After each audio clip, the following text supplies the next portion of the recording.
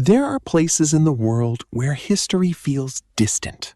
Ancient temples, forgotten castles, ruins buried beneath centuries of dust. You expect those places to be silent. But what if I told you one of the quietest places I've ever visited wasn't ancient at all? It wasn't hidden in a jungle or buried beneath a desert. It's a city that helped shape the modern world. A city that once produced more automobiles than anywhere else on Earth, where nearly 2 million people built lives, raised families, and believed the future belonged to them. Today, entire streets stand empty. Factories that once employed thousands have fallen silent. Grand buildings still dominate the skyline, but many no longer serve the purpose they were built for. The question isn't whether the city declined. History already tells us that. The real mystery is something far more interesting. How can one of the wealthiest cities in America lose nearly 2/3 of its population without a single war destroying it? That question brought me here. Every journey begins the same way. Before I step into an unfamiliar place, I write one question in my notebook. Not the answer, just the question. Because questions have taken me farther than answers ever have. Expedition log. Location, Detroit, Michigan. Objective, discover why one of America's greatest cities became unexpectedly quiet. I close the notebook, take one last look at the skyline, and begin walking. The first thing I notice isn't an abandoned building, it's the scale. The streets are incredibly wide. The intersections seem designed for endless traffic. Towering office buildings still rise above downtown. Beautiful stone architecture stands beside glass skyscrapers. Nothing about this place feels like it was built for a small population. It was built for a city expecting growth. As I walk farther, the silence becomes impossible to ignore. The traffic exists, but it's surprisingly light. Some blocks are active, others feel almost untouched. The contrast is striking. Just a few minutes apart, one street is alive with cafes and offices, while the next contains buildings that have waited decades for a new purpose. That's when I realize something.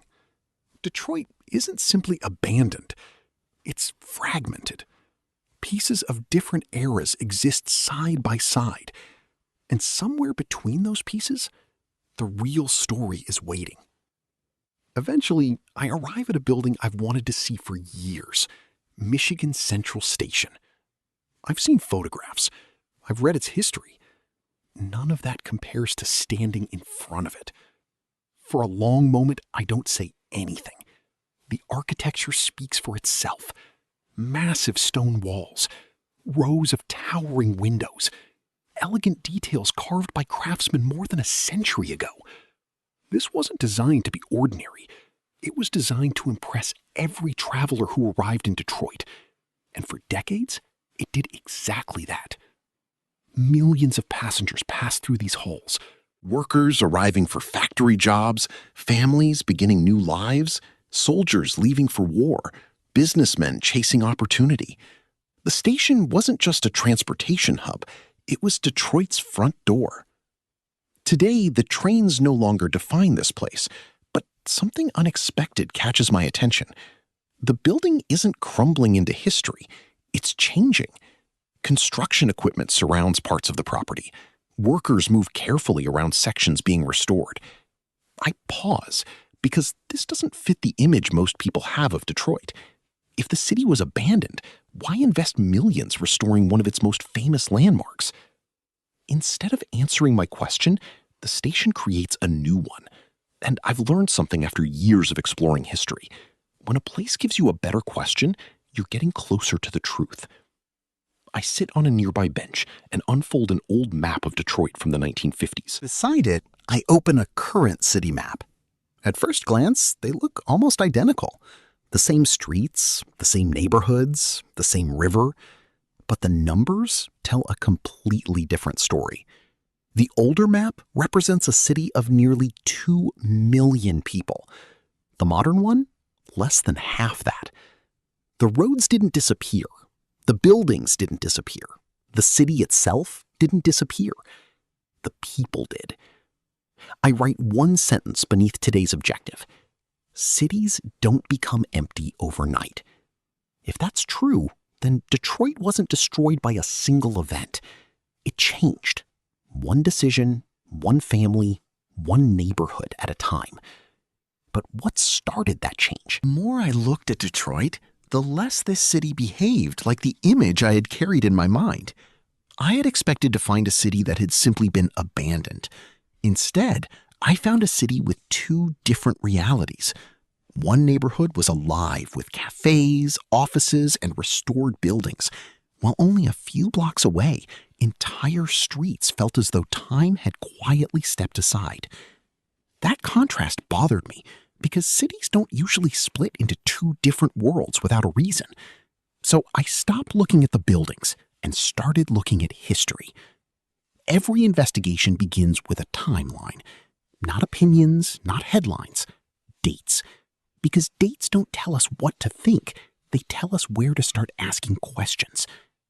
I opened old census records, and one number immediately stood out: 1950. Detroit's population reached nearly 1.85 million people. It was one of America's largest cities. For a moment, I closed the notebook and looked back at the skyline. Nearly 2 million people.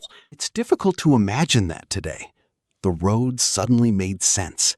The giant neighborhoods, the endless rows of brick houses, the enormous schools. Detroit wasn't overbuilt. It was perfectly built for the city it once was. But another question appeared almost immediately. If nearly 2 million people lived here, what brought them in the first place? The answer led me to a name almost impossible to separate from Detroit: Henry Ford. Most people know him as the man who transformed the automobile. But the deeper I looked, the more I realized he also transformed an entire city. In 1914, Ford announced something that shocked the business world. He would pay many factory workers $5 a day, about double what many workers earned at the time. It wasn't just generous, it changed everything. News spread across America and beyond it.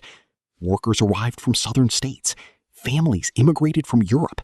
People crossed borders searching for opportunity. Detroit became more than a manufacturing city. It became a promise. If you were willing to work, you could build a better life here. I walked through the streets again.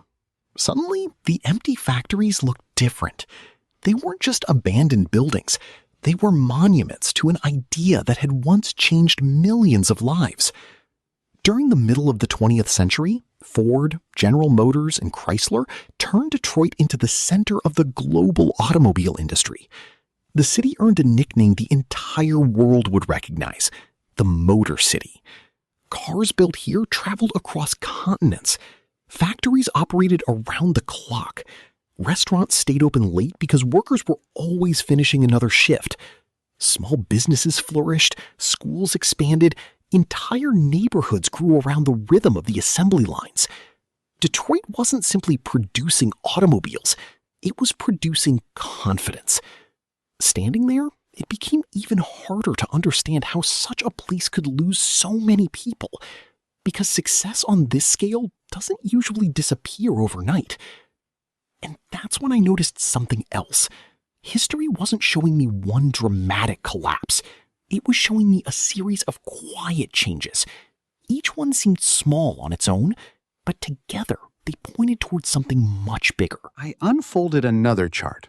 This one tracked automobile production over time. The industry continued evolving. Factories became more efficient. Machines took over tasks that once required dozens of workers. One production line could now accomplish what had previously taken hundreds of hands. At first, that sounded like progress, and in many ways it was. Cars became faster to build, more affordable to buy.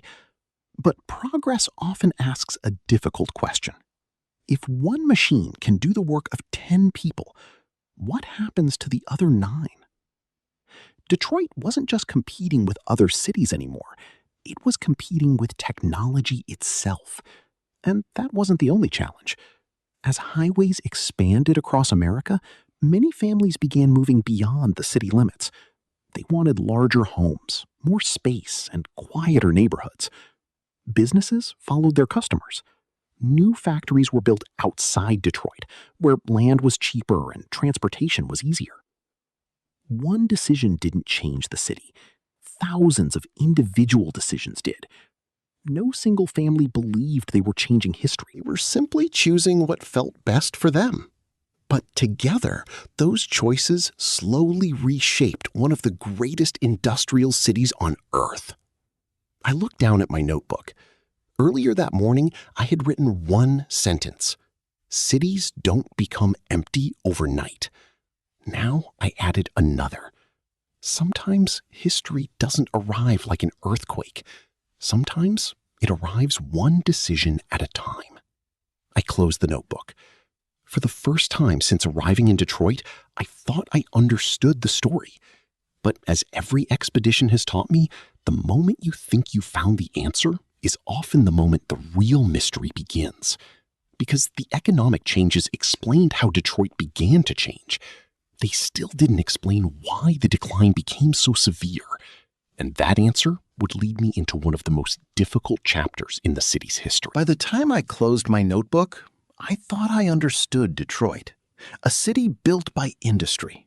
A city transformed by technology.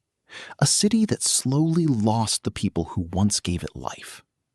But before leaving, I wanted to answer one final question. What happens to a city after the world stops looking at it? As I walked through downtown once more, the answer was already in front of me. A historic building was being restored. A cafe was full of people working on laptops.